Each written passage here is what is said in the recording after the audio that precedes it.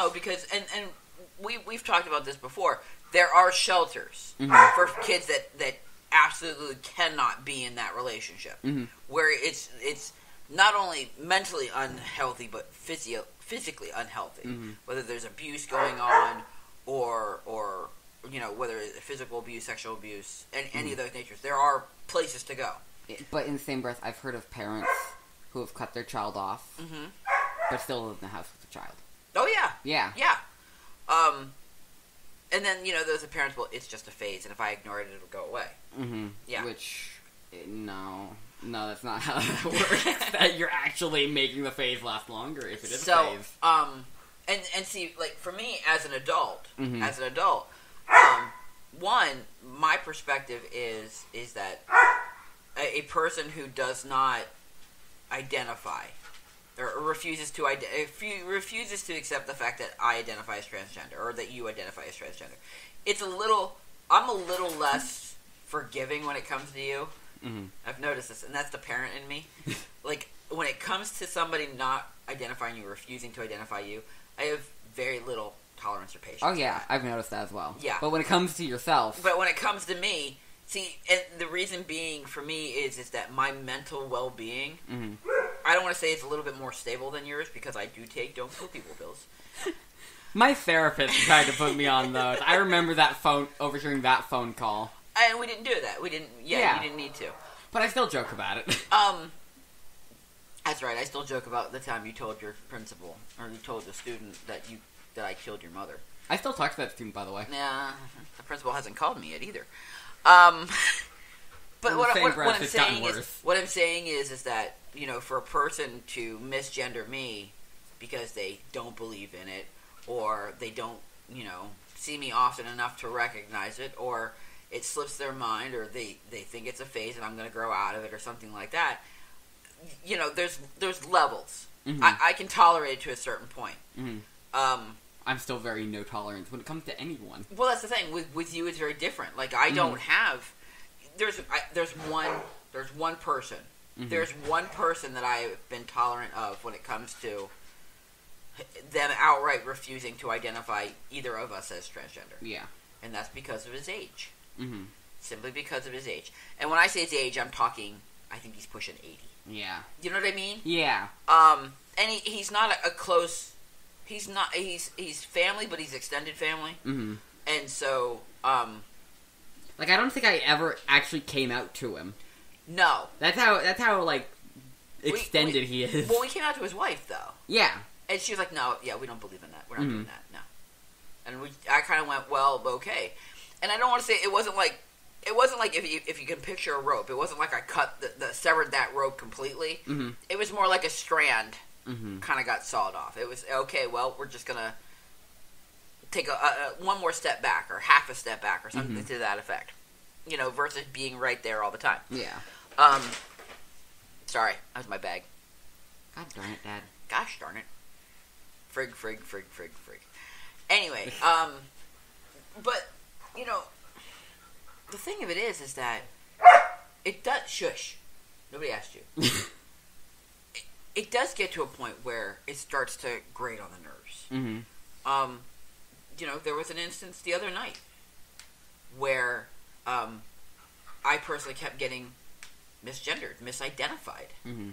And sometimes it bothers me, sometimes it doesn't. This is starting... I'm starting to have more days where I'm being bothered than not bothered. Yeah. This is not fly by night. I mean, don't get me wrong, I'm still very newbie as far as, I'm still very, very young as far as being a transgender individual. I came out, I started HRT in November. Yeah. So I'm only 4 months out. I'm not 4 months out, 4 months on HRT. I'm 6 months out. That's still very, very young. Yeah. As far as LGBTQ plus community. I'm nearing... You're nearing a year. Yeah. Yeah. Since I came out. Yeah. And we still have these misgender... Now the question is, do we have misgender issues because of lack of communication? Because of lack of consistency in that avoidance thing. I think it's the consistency of the avoidance. Okay. Sorry. I'm eating my dinner at the same time I'm podcasting. It's a shame. So do you think that if we were around each other more often, that it would be easier for them to adapt? I think yes. Mm-hmm. But because like I remember you telling me a story about this group of friends who were practicing. Yeah. If practice makes perfect. But, and I know I'm going to say this, I know it's going to bite me in the tushy. There is a level of, don't get me wrong, kids have tons of stuff on their plate. Mm-hmm. Kids have more on their plates than I did when I was a child. Yeah. But I think it's easier for a group of teenagers to sit around at a restaurant and say, hey, let's practice he, him, than, say, a bunch of adults. Yes, but in the same breath, when a person is not around but they still come up in conversations, I've found that if that person is not cisgender, they still get misgendered, especially in private. Oh, agreed. Agreed. And I don't know what it is, but here lately, I've caught myself misgendering you to your sister. Really? I keep calling you her sister. And I keep having to stop, like, I actually have to pause for a second, because the word, like, I think it a split second before I say it and go, no, that's not right. I've caught myself, like, twice here in the last 2 weeks. It actually came to a point when you first came out that I had removed mom from my vocabulary entirely. I started referring to my aunt as Ace's dad. Yeah. And I kept trying to stop myself. And now at a point when I'm in VC with some of my friends, I don't use she, her, because it's just out of my vocabulary. Right. And I feel bad for my trans femme friends, because I'm like, oh, I'm so sorry, I just misgendered you. I'm sorry.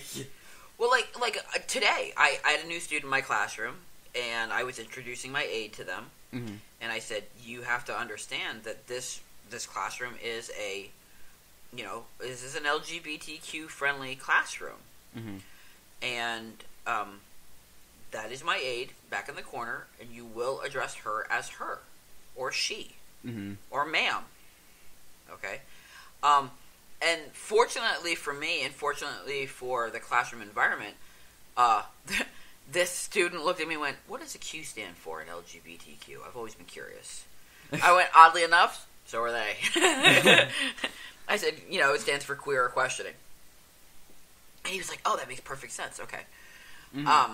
So we knew already that, it was going to be an okay fit in the classroom.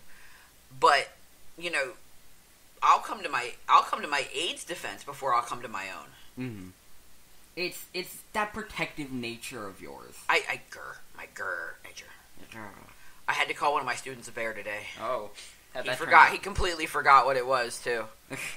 I'm like... He forgot what a bear was? Well, he was scratching underneath his shirt. Okay. He was a very fluffy individual. Oh, okay. And he just happens to be black.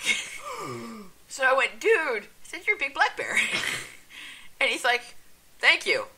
And we all just stopped and looked at him. He goes, that is a compliment, right? I said, it depends on the community. I was like, you do remember what a bear is, right? He's like, no. And I went, the Bear Brotherhood? Dude. I'm like, come on, man. Like, remember the flags? And he goes, oh.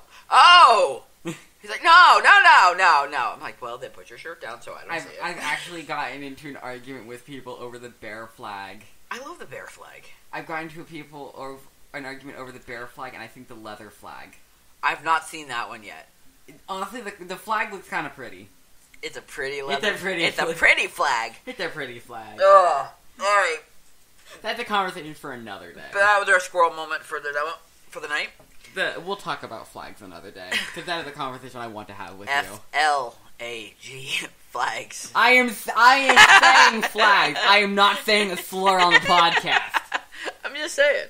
Speaking of which, we try to get my friend. Am I allowed to refer to him as what we refer to him? I don't know which friend you're talking about, so... The Florida man. No. That'd be like referring to your sister's friend about flaccid. We try to get... So, in my group, we have a little section of just queer kids. Okay. And we have this one cis het guy in there.